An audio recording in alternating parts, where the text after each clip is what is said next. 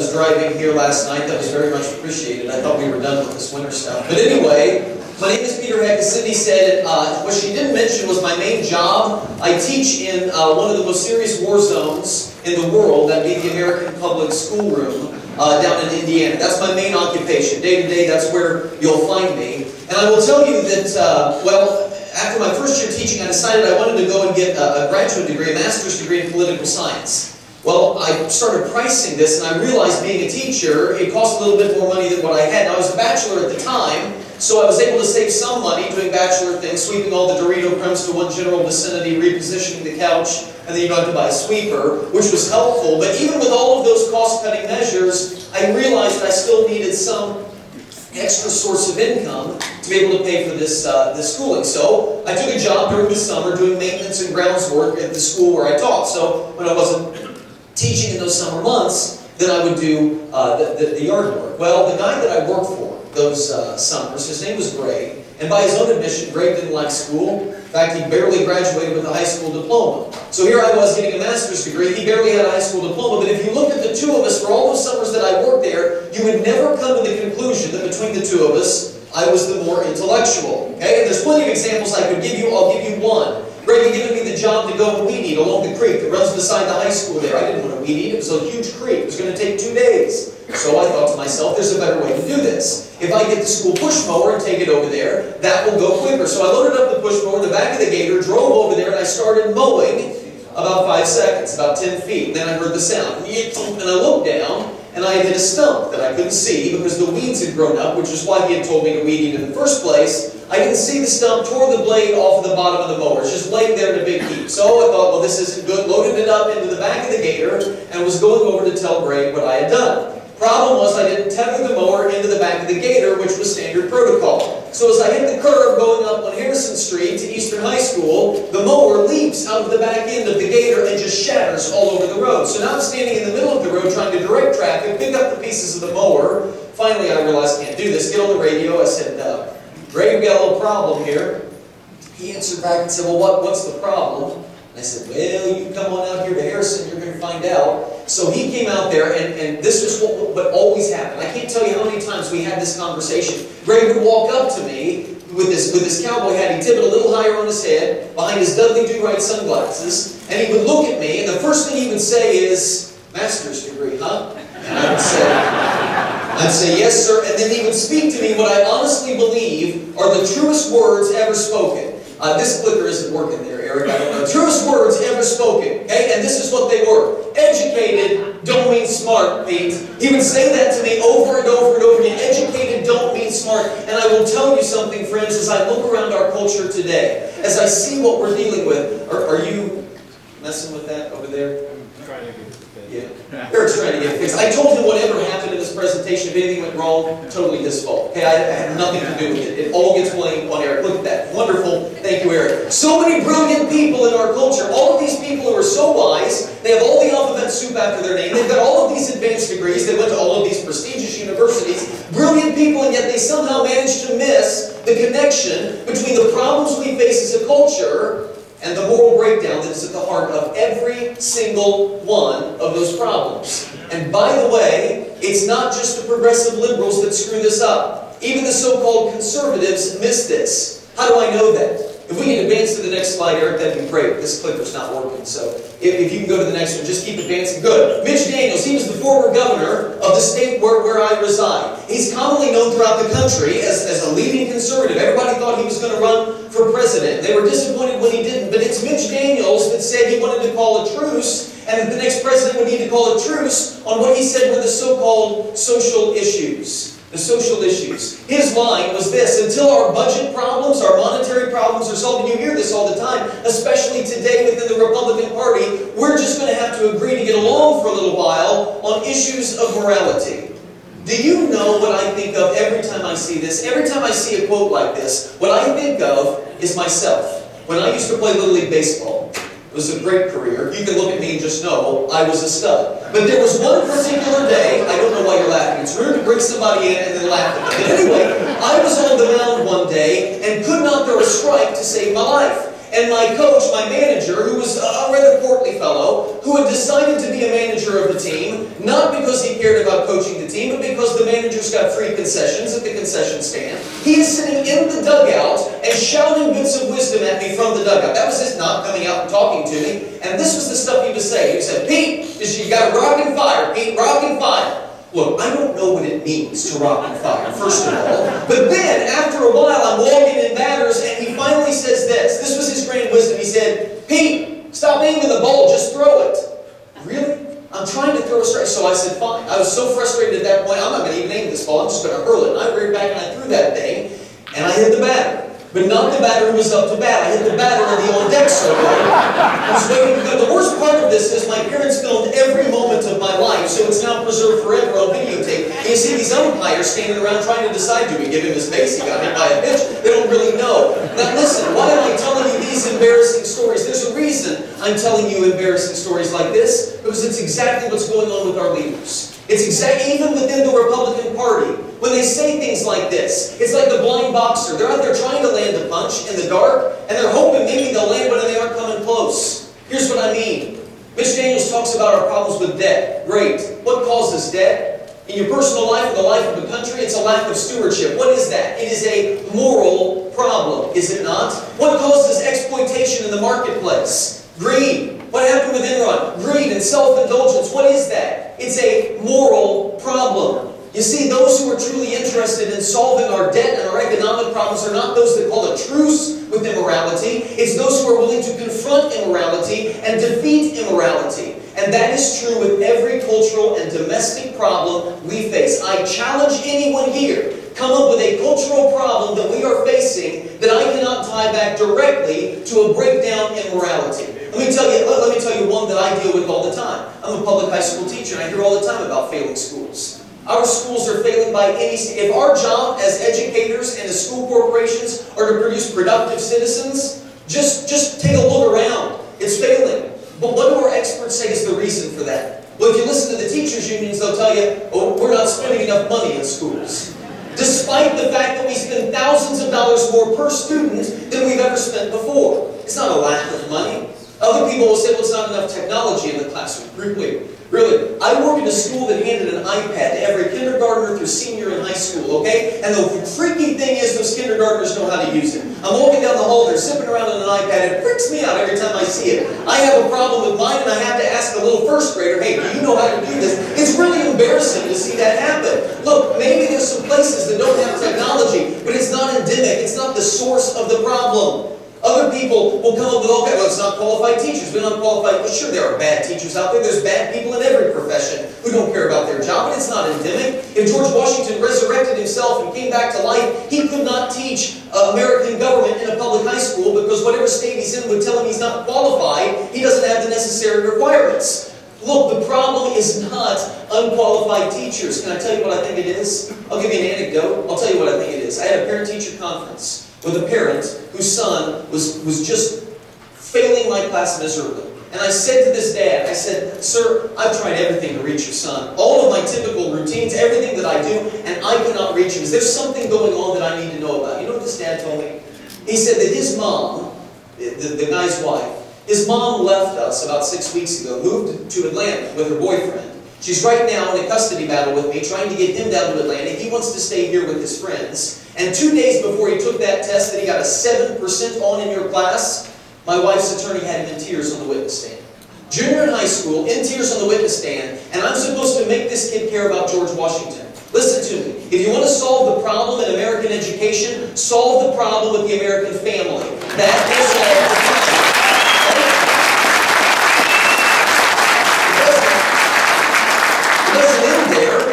Divorce. Do you know what the statistics are now in this country? Half of all marriages now end in divorce in the United States of America. Half of all marriages end in divorce. And people are amazed by that statistic. And I tell you what amazes me about that statistic? Working with young people, what amazes me is that half of our marriages survive. That's the part of it that amazes me, not the fact that half of them fail. And why? Look at what our society has done to cheapen the concept of love. What is marriage now? Marriage is about serving me. Everything is about serving me. is where I go to have my needs met. And that's what we train young people to think about. We've taken this concept of love and we've transformed it in our culture into being equatable to lusts and romantic urges. We've even turned those into competitions. Gone is the notion of courting, when young men and women actually got to know each other. You remember what courting is. Some of you do. Others of you don't have. Let me just, for those of you that don't know, here's what courting was. A guy went over to call on a girl, and he would sit on the front porch under the watchful eye of mom and dad and talk to the girl for a couple hours, and then he'd go home. And he'd come back the next day, and he'd sit on the front porch under the watchful eye of mom and dad, and he'd talk to the girl. And this would go on for a period of about 16 years. And then, at the end of that 16 years, he and the girl would be allowed to walk down to the soda fountain and get a soda pop, and then come back and sit on the porch under the watchful eye of mom. And you know what happened during this process? They got to know each other. They got to know each other mentally and emotionally, not physically. And as a consequence, they figured out whether or not they were compatible, whether they had similar views and ideas and worldviews, things that actually go into making a healthy relationship. But what have we done? We have evolved in our society from courting to this. ABC Monday. It's finally here. The season premiere of Bachelor Pad, where all your favorites unite for a second shot at love. I hope she falls 3,000 feet to her death. That was so disrespectful and disgusting. Holly's disgusted, I'm disgusted, the whole house is disgusted. And you're smiling. Joe, you honey, that's all I'm after. You lie, you cheat, you have no conscience. Like I said the other day, you're a sociopath, and this is going to trash you. Welcome back to a brand new season of Bachelor Pad. In the middle of drama and chaos, you can still find love, and that should make everyone hopeful. ABC's Bachelor Pad, season premiere Monday, 8/7 Central on ABC. Yes, that should make everyone hopeful. You heard that, right? We should all be hopeful watching that. Now, I'm going to be honest with you. I've never seen this show, okay? And I don't want to know if you've seen the show because I'd like to maintain some level of respect for the people of Michigan, okay? I don't know who's watching this, but maybe someone can explain to me. First of all, are they ever going to find love in a scenario like that? True love? I can't imagine. What is the competition? That's what I've always wanted to know. Do you lock these... I'm not trying to be crass, but you lock these 20-somethings in a mansion for a period of a couple months, and whichever one of them emerges without the sexually transmitted disease, is that the person who has won the competition and has won the money? Now, we can shake our heads at that, but that's exactly what this is promoting. It's exactly what's going on, and listen to me. This is the tragic part. Your children think that that's romance, and they think courting is stupid. That's the part. This is why I say it is stunning to me that half of marriages actually do survive. I think of the voices of love that we listen to. A few years ago, I was flipping around on the channel and I stopped on MTV. And I don't know when music television stopped actually playing music, but apparently at some point it did. And now it's all of this teen programming. It's really smut is what it is. And on this particular day, they were having a teen town hall. A bunch of preteens and teenagers sitting around, and the topic was love. What is love? Do you know who the expert is that they brought in to talk to these kids about love? If I would have known I was going to write this book and do these presentations, I would have written the exact quote down that this young girl said. The expert that they brought in to talk to these kids, the fading pop starlet, Britney Spears, who had been divorced twice by the age of 25. Do you know what Britney said love was? And again, this isn't an exact quote. I'm not trying to misquote her. I'm paraphrasing. It was something along the lines of this. Love is all these mixed up feelings, and you have to be careful because you might wake up tomorrow and find you're not in love anymore. Really? That's what it is. So I don't feel the same way. Okay, I've been married 7.5 years. And I remember when we first got married that the two of us, Jenny and I, we tried to wake up before the other one so we could go in and brush our hair and brush our teeth so we didn't knock the other one out in the morning with a good morning kiss. Okay, that was 7.5 years ago. Now we wake up in the morning and I turn and I look at her. The retainer's half popped out of her mouth, drool running down the side. You got baby vomit on the shirt from the night before. I don't have the same feeling that I did 7.5 years ago. So by Britney's standard, obviously I'm not in love, and I need to go find where I can locate those feelings and that passion once again. Is it any wonder that half of our marriages are crumbling and falling apart? I think of other voices that we could be listening to. Before Jenny and I got married at our church, all the ladies, the Women's Council, had a shower for us, and they went around and gave us one piece of advice on how to have a happy marriage. They got around to Rebecca. Rebecca was one of the last ones to go, and you could see her frail little 90-year-old mind trying to come up with something profound. And all of the good answers had been taken. And eventually, this is what Rebecca says to us. She says, all I can tell you is to just fight through it. I've got to be honest, that wasn't the most encouraging thing in the world to hear.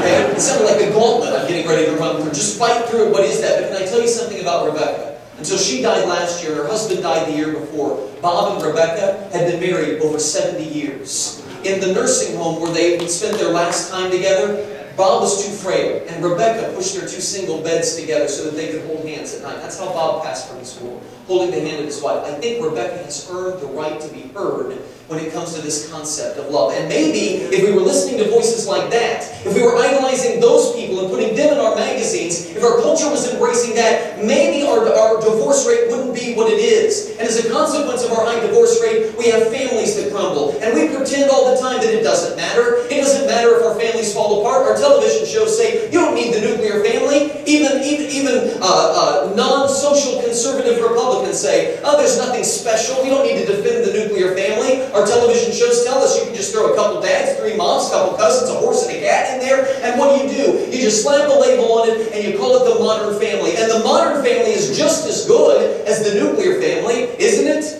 No, it isn't. And what do? We sit around and we look at these tragic statistics that continue to compile as we watch the family unit break down, and we ignore exactly what the tie-in is. We pretend that it doesn't matter, that God's expectations for family don't matter a hill of beans, and we just say, well, all of these bad things, that's just the consequences, the growing pains of an evolving society. You have got to be kidding me. You know, we have a real problem in our culture that we aren't really willing to call stupid things stupid. That is a stupid idea, all right? It's evolving. You tell me, all I ask you is look at the modern caricature of man. Man in the home, and you tell me if we are evolving as a culture. Are we evolving when we go from Andy Griffith, the wisdom of Andy Taylor in the home, when we evolve from Andy to Tim Taylor, the buffoonery of Tim Taylor? Is that evolving? Are we evolving when we go from the compassion of John Walton to the crassness of Al Bundy? Is that evolving? But notice we didn't stop with Tim and Al, did we? No, we went on to the downright perversion of Peter Griffin, a Family Guy, and Homer Simpson. So this is my question to you. Can you with a straight face tell me that we are evolving as a culture when our understanding of man's role in the home has gone from Andy Griffith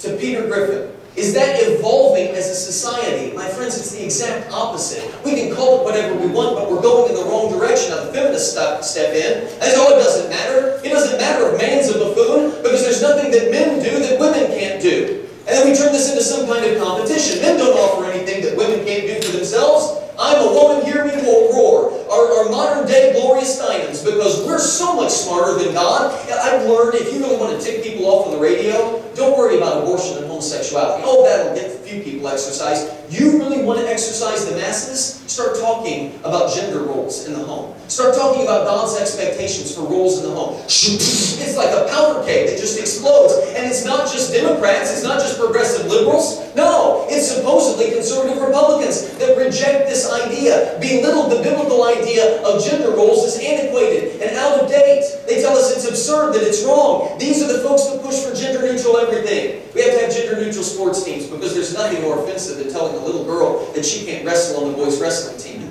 Actually, I can think of something more offensive. Something more offensive would be my sweet little angel at home getting pinned to the mat by a sweaty, hormone-driven 13-year-old boy in a singlet. That's a little bit more offensive to me. But it's not just that. These are the same people that push for gender-neutral holidays. Ruth Bader Ginsburg, before she got on the Supreme Court, argued before that court that we needed to abolish Mother's Day and Father's Day because it relied on a biblical, antiquated notion of family. We need to abolish it. These are the people that push for gender-neutral bathrooms, which is exactly what you have. But whatever gender you feel like today is what you can be. You can access any bathroom that you want. And we sit around and we actually believe that this is somehow sophisticated. Oh yeah, this is a great idea. Let some pervert walk into the little girl's bathroom. That's a great idea. Aren't we evolved as a society? No, we're not. I'll tell you something. It is very odd to me that they target the public bathroom. It's odd because if you look at any place in society that depicts our differences as men and women, you won't find one more than the public bathroom. And I'm not making a crass reference to our biological makeup, okay? That's not what I mean. What I'm talking about is, women, how do you go to the public restroom? Men, how do you go to... Men, when we go to the public restroom, we go in by ourselves, head up, eyes forward, we speak to no one unless spoken to. You go up to urinal number 1. If there's a man at urinal number 1, you leave blank at urinal number 2, and you go to urinal number 3. Because there is an unspoken rule among men, you don't take the urinal next to the other guy, right? Okay. The women right now are looking saying, is that real? Yes, it's a real thing. Okay, there's 7 of them there, and there's just one dude at number 1. You don't walk up to number 2. Hey, how's it going? All right, you don't do that. Compliment each other's stances. That doesn't work, all right? Now, that's the way men go to the bathroom. How do women go restroom, talking with someone, you make friends in the bathroom. Contrast that. The gentlemen that go to restrooms to make friends are the kinds that we avoid at all costs. Okay? That's the way that it is. So this is what I'm saying. There are obvious differences between men and women. Now I'm making a joke, but listen, we call each other the opposite sex for a reason. We are different. It is the eternal struggle for men to try to figure out what a woman is thinking. And it is the eternal annoyance for women to try to figure out why a man thinks the way that he does. And pretending these differences don't exist, trying to make our opposite sex more like us, it cripples marriages. It destroys relationships. It undermines family. And we can keep going and going and going. With every problem, with every challenge, and at the heart of each, I guarantee you will find a moral ailment. That's not what our experts are saying. What do? We look at these problems and we say, well, we got a crime problem. I know what will solve it. The experts tell us more gun laws. That will solve the crime problem, right? Yeah, because criminals are deterred by laws. So more laws are going to be very helpful in that regard. It doesn't even make sense, but we pretend that it does. We got a problem with underage drinking. We got 18-year-olds that are drinking. So what do? Experts in the legislature say, well, we got to lower the drinking age to 18 and then we wouldn't have that problem anymore. And boy, in Mexico it's 15. We could lower it then and then we really wouldn't have it. We just keep lowering the bar and then we don't have a problem. And what about teenage pregnancy? What's the solution for that? I see this in the classroom. You know what it is. Planned Parenthood wants to come in and hand out condoms to kids in school. Now, I've got a video clip I'm not going to show you because I'm running out of time. I've got a video clip of a conversation I had with a man on my radio show who was pushing for condom distribution in school. And I kept saying, what are you encouraging when you do that? What are you encouraging when you do that? He never would say it. He would keep saying safe sex, safe sex. Listen, don't describe for me whether it's safe or not. Just tell me what behavior you are encouraging. It makes no sense if you're trying to stop a consequence that comes as the result of two unmarried teenagers having sex to encourage two unmarried teenagers to have sex by handing them a condom. That doesn't make any sense, but it's where we are as a culture. Listen, every problem we face, we can tie back to a moral breakdown. And we can continue to pretend that that isn't the case. But our founders were quite explicit and quite clear. Freedom, as much as we love liberty and freedom, it does not survive without virtue. If people do not have moral restraint in their hearts, then what has to grow to put restraint on them? Government does. As we rebel against internal moral restraint and pretend that whatever morality we want to embrace is good enough, then government is consequently going to grow. And when government grows, what do you lose? Just a little bit of your freedom. As morality dissipates and disappears, government grows, which means freedom disappears. If you want to solve the problems in our society, economic, social, otherwise, it's time that we recognize what our founders did. Before America ever rose to be mighty, America was on her knees before the Almighty. And only a biblical solution is going to solve our problems. God bless you. Thanks for your attention.